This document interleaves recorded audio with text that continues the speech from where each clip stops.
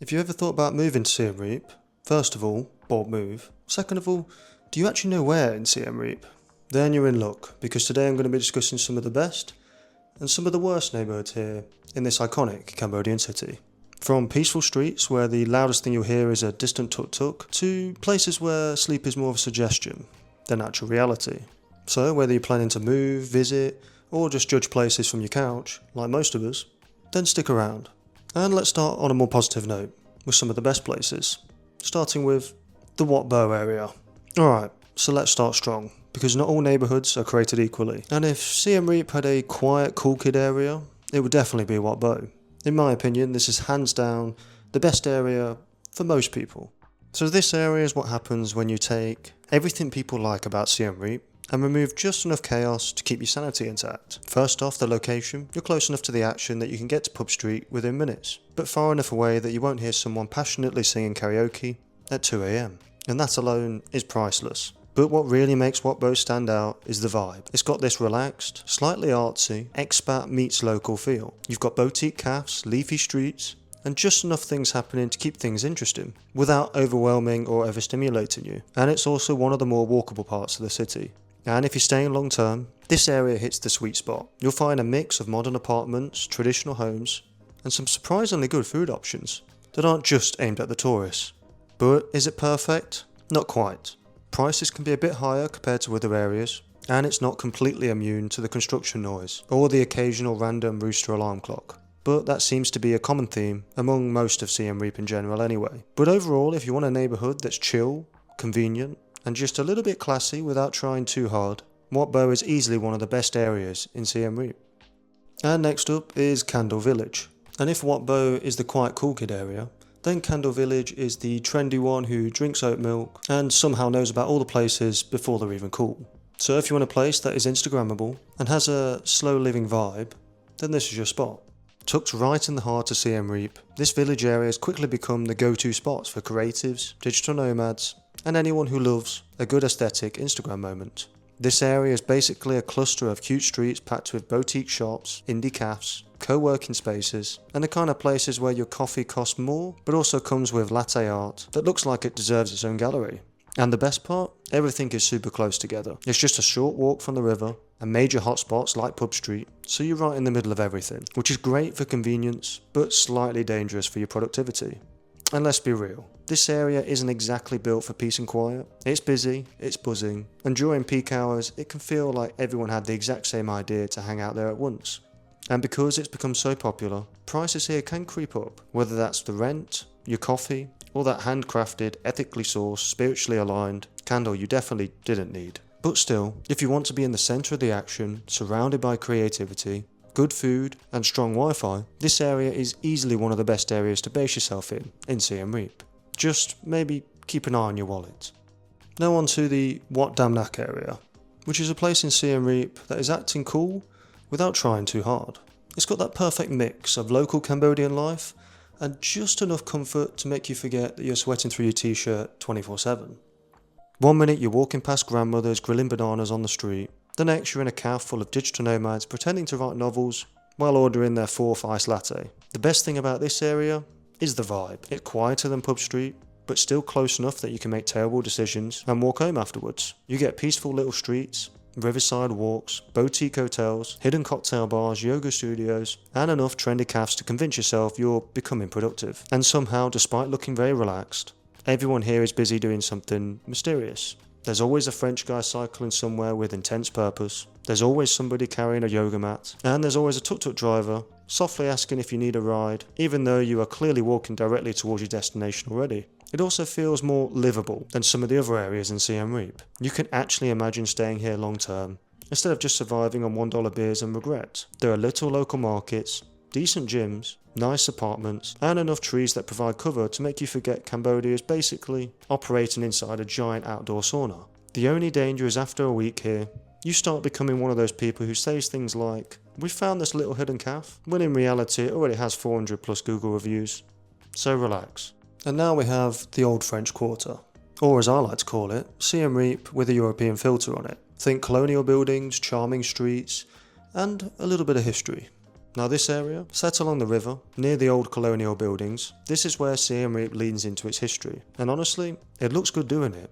You've got wide streets, by the local standards that is, charming architecture, and a steady supply of cafes and restaurants where you can sit outside, sip something overpriced and pretend you're in a travel documentary. It's also ridiculously convenient. You're right near the river, close to the markets, and just a short walk away from the chaos of Pub Street, meaning you can dip into the madness and then retreat before things get to, why is this guy dancing on a table? Also, the vibe here is a bit more polished. Think slower mornings, sunset walks, and places that use words like bistro unironically.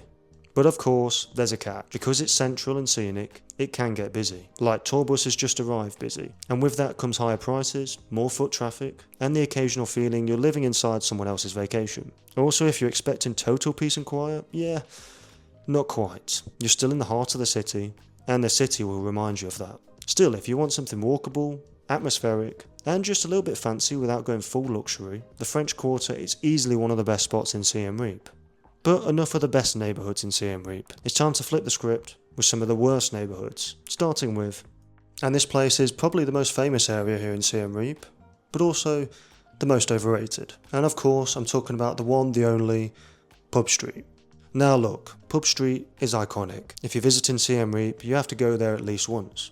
So if you're going for a night out, expect cheap drinks, loud music, people dancing like no one's watching, except everybody is, and enough neon signs to power a small city. But to live here? Absolutely not. At least not for most of us anyway. We're talking noise levels that make you wonder if sleep is just a social construct. Music blasting until late, crowds pouring in every night, and the occasional 2 AM woo echoing through the streets like it's a ritual. And it's not just the sound, it's the constant movement. Tuk-tuks, tourists, street vendors, someone trying to sell you something every 5 seconds. It can get a lot. Plus privacy, that's gone. Peace and quiet, that's also gone. And your ability to hear your own thoughts, well, that's hanging by a thread. So yeah, it's great for a night, maybe even a few. But if you're thinking of staying long term, Pub Street is less home sweet home and more, why is the bass shaking my walls at 3 AM? So proceed with caution, because it's basically backpacker central. Great for partying, but terrible for sleeping. And this next one is a bit of a trap. We've got Sok San Road, and at first glance, this place looks like a more chill alternative to Pub Street. You've got bars, restaurants, hotels, cheap eats. It feels a bit more laid back, a bit more authentic, like maybe this is where the cool backpackers hang out, once they've outgrown Pub Street. But yeah, about that. Sok San Road is basically Pub Street's younger sibling, who's trying really hard to be different, but still throws a party every night. This area can be quite chaotic. It's loud, maybe not neon rave loud, but definitely you're not sleeping early tonight loud. Music spills out from the bars, people are coming and going constantly, and there's always something happening. And during peak tourist season, it gets packed, like shoulder to shoulder. How did I end up in this crowd packed? The other thing is, it can feel a bit rough around the edges. Not dangerous, just chaotic. Roads aren't great, sidewalks are optional, and navigating at night can feel like a mini obstacle course. That said, it does have its perks. It is cheaper than Pub Street, there's a ton of budget accommodation, and you're still right near the centre of everything. But if you're looking for a calm, comfortable place to live, this area may test your patience. And your earplugs. It can be fun to visit, but very questionable when it comes to actually staying long term. And now, onto the complete other end of the spectrum. We're onto the more far out rural areas around Siem Reap. And on paper, this sounds kind of magical, right? Peaceful countryside, rice fields, fresh air, no traffic, no noise. You'll wake up to birds chirping instead of the bass dropping. It's very, I've escaped the chaos and found myself energy. And to be fair, that part is true. It is quiet, like really quiet. The kind of quiet where you suddenly realise how loud your own thoughts are. But here's the reality check. Living far outside Siem Reap means you are far outside Siem Reap. Groundbreaking, I know, but it matters, because if you're after a coffee for example, that's a trip. You want to meet friends, that's another trip. You forgot to buy literally anything, congratulations, that's another trip. And we're not talking a quick 5-minute ride either. Depending on how far out you are, you could be looking at 20 to even 40 minutes to get back into the town. Then there's infrastructure. The roads can be tough, the Wi-Fi can be optimistic, and power outages are more of a when instead of an if. That said, it's not all bad. If you truly want peace, space, and an extremely slow pace of life, and you don't mind being a bit disconnected, it can actually be pretty rewarding. But for most people, especially if you're new to Siem Reap, living way out there can go from tranquil paradise to why did I make going to get the groceries this difficult? Real fast. so it might be great for a short-term retreat, but it is quite risky for real and daily life. And now on to anywhere near a random karaoke bar. Now this isn't officially a neighbourhood here in Siem Reap, it's more of a warning label, because when you rent an apartment here in Cambodia, there's always a slight chance you end up moving next to a karaoke bar that appears completely normal during the day, but then transforms into a full-scale concert at exactly 9 PM every night. At first you think, oh that's nice, somebody's singing, but by hour 3 you realise somebody has been screaming the same song into a microphone with all the intensity they can manage. And the amazing thing is, nobody in Cambodia seems remotely bothered by this.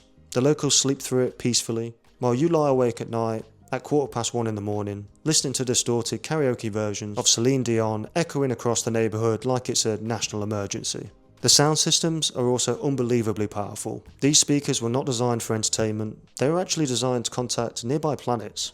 But that's not the only noise you might hear. You'll also hear dogs barking, scooters, random fireworks, a rooster that apparently works the night shift, and one guy laughing way too hard. And somehow it all blends together into the official soundtrack of Cambodia.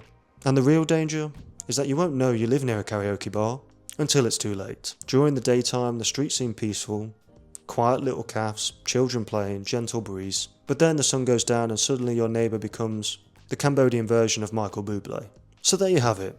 The best, the worst, and the maybe think twice neighbourhoods in Siem Reap. From the chilled out streets of Wat Bo, to the aesthetic chaos of Kandal Village, to the sleep is optional experience of Pub Street. This city really does have a bit of everything. And honestly, that's kind of the beauty of Siem Reap.